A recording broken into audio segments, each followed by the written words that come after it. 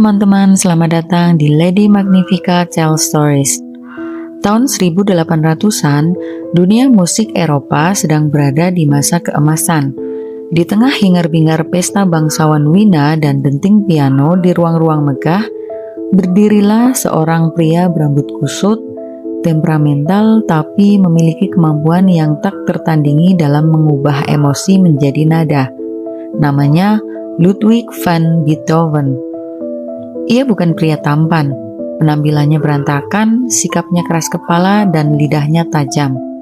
Tapi begitu jari-jarinya menyentuh tuts piano, semua mata terpaku. Musiknya memiliki jiwa, lembut, liar, dan menyayat hati sekaligus. Namun, di balik kejeniusannya, Beethoven menyimpan kisah sedih yang mendalam. Kisah cinta yang tak pernah benar-benar berakhir bahagia. Sepanjang hidupnya, 4 wanita pernah singgah di hatinya. 4 cinta yang mengubah arah hidupnya dan melahirkan musik yang menggetarkan dunia.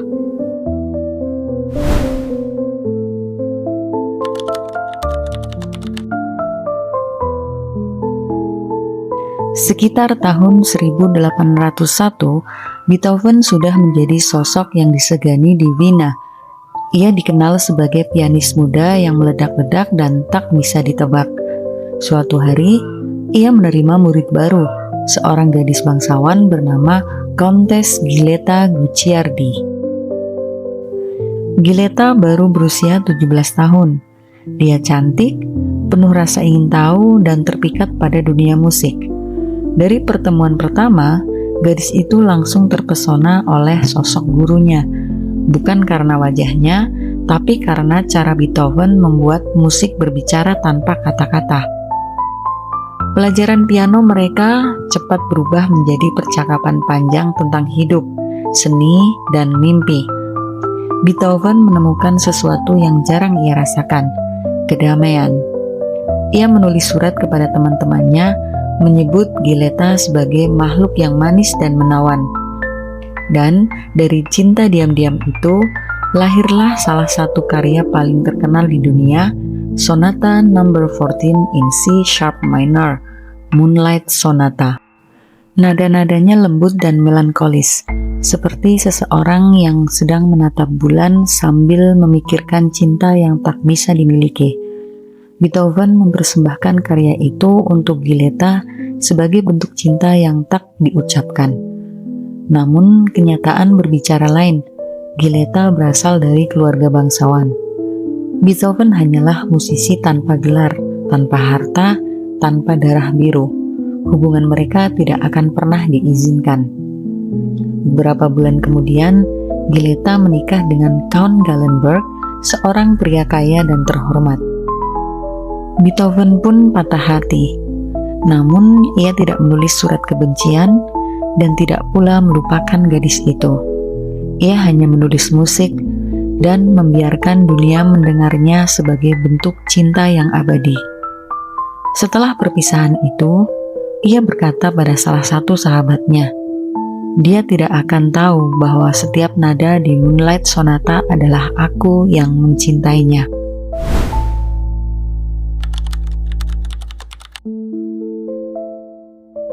Dua tahun setelah Giulietta menikah, Beethoven bertemu lagi dengan keluarga bangsawan lain, yaitu keluarga Brunswick. Di sanalah ia bertemu Josephine Brunswick, janda muda yang baru kehilangan suaminya. Josephine memiliki mata lembut dan senyum yang tenang. Ia bukan gadis manja bangsawan seperti kebanyakan wanita Wina. Ia serius, spiritual, dan memiliki ketulusan yang membuat Beethoven jatuh cinta untuk kedua kalinya. Cinta mereka tumbuh perlahan.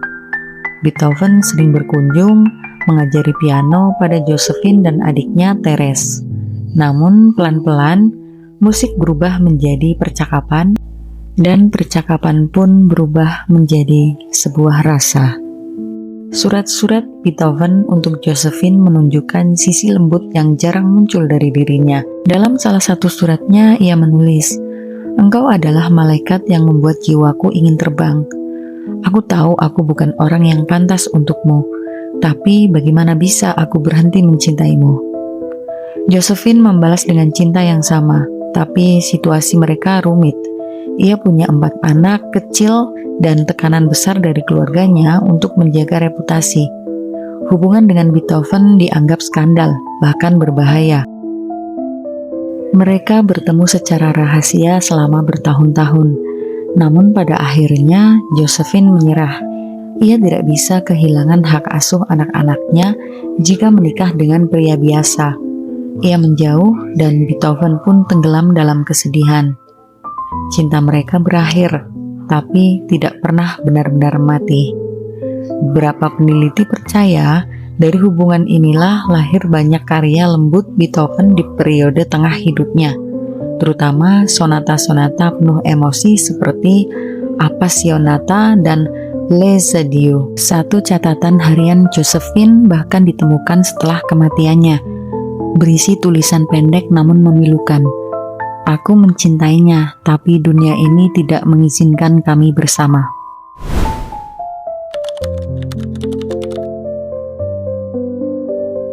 Sekitar tahun 1810, Beethoven kembali mencoba membuka hatinya. Kali ini pada seorang wanita muda bernama Therese Malfatti, putri dari keluarga kaya yang juga menjadi muridnya. Therese menyukai sosok Beethoven, jenius, unik, dan berbeda dari pria-pria bangsawan di sekelilingnya. Beethoven pun tampak benar-benar serius. Banyak teman dekatnya meyakini bahwa kali ini ia ingin menikah. Ia bahkan menulis lamaran untuk Therese, meski akhirnya surat itu tak pernah sampai. Cerita paling menarik datang dari salah satu lembar musik yang ditemukan di rumah Therese, bertuliskan For Alice. Banyak sejarawan musik percaya Alice sebenarnya adalah Therese. Hanya saja nama itu ditulis salah atau disalin keliru oleh orang lain setelah Beethoven wafat. Nada-nadanya ringan, manis, dan mengandung kehangatan yang jarang muncul dari karya-karya Beethoven yang biasanya megah. For Alice terdengar seperti surat cinta dalam bentuk musik, sederhana tapi tulus. Sayangnya, lagi-lagi kisah itu tidak berakhir bahagia.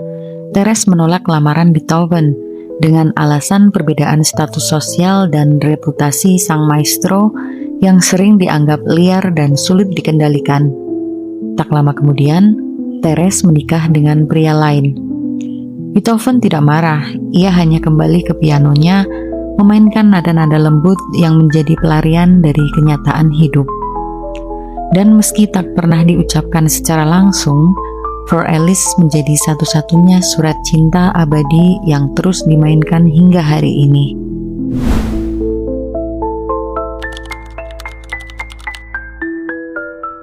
Dari semua wanita dalam hidup Beethoven, satu nama menjadi misteri paling besar, Antonie Brentano. Ia seorang wanita berpendidikan tinggi, sudah menikah, dan dikenal sangat dermawan.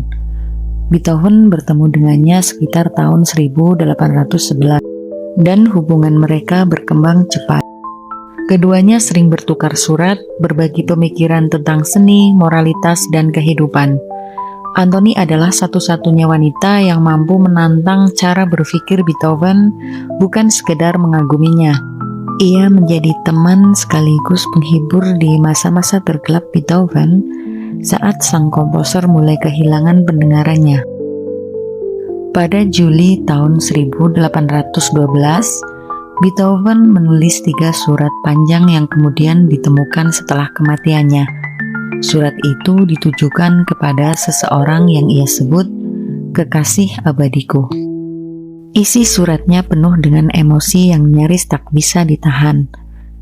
Engkau adalah jiwaku yang lain, walau kita terpisah, cintaku untukmu tidak akan pernah padam. Selamanya, selamanya milikku, selamanya milikmu. Selama lebih dari 1 abad, dunia musik berspekulasi siapa sebenarnya wanita misterius yang ada dalam surat Beethoven itu. Banyak yang menduga itu adalah Josephine Brunswick, namun sebagian besar peneliti modern meyakini bahwa sang kekasih abadi adalah Antonie Brentano. Sayangnya, Anthony tidak pernah meninggalkan suaminya. Cinta itu berakhir dalam diam, sama seperti sebelumnya. Namun, pertemuan mereka meninggalkan bekas mendalam di hati Beethoven. Setelah perpisahan itu, ia mulai menulis karya yang paling monumental dalam sejarah musik, Symphony No. 9, Ode to Joy. Karya itu bukan sekedar musik, ia seperti teriakan jiwa yang mencoba berdamai dengan penderitaan dan kesunyian. Bahkan ketika ia sudah benar-benar tuli, Beethoven masih bisa mendengar musik di dalam kepalanya. Ketika simfoni itu pertama kali dimainkan, ia berdiri di panggung, tidak mendengar satupun suara tepuk tangan dari penonton. Namun air matanya jatuh. Ia tahu mungkin ia kehilangan cinta dan pendengaran, tapi tidak kehilangan jiwanya. Ludwig van Beethoven tidak pernah menikah. Ia meninggal di tahun 1827 di usia 56 tahun, sendirian di kamarnya di Wina. Namun di meja kerjanya ditemukan lusinan surat. Beberapa di antaranya masih ditujukan untuk sang kekasih abadi. Sepanjang hidupnya, ia dikelilingi cinta yang tak pernah sampai. 4 wanita yang masing-masing datang dan pergi, meninggalkan luka sekaligus inspirasi. Jika hidupnya adalah simfoni, maka setiap wanita itu adalah satu gerakan. Dari lembut menjadi megah lalu berakhir dalam keheningan. Musik Beethoven bukan hanya tentang nada, tapi tentang emosi manusia yang paling dalam. Kehilangan, penyesalan, dan cinta yang tidak bisa dimiliki tapi tidak pernah hilang. Mungkin itulah sebabnya musik yang ia ciptakan tetap abadi, karena di dalam setiap dentingnya ada sepotong hati Ludwig van Beethoven yang masih bergetar. Aku Lady Magnifica, sampai jumpa lagi di kisah-kisah selanjutnya.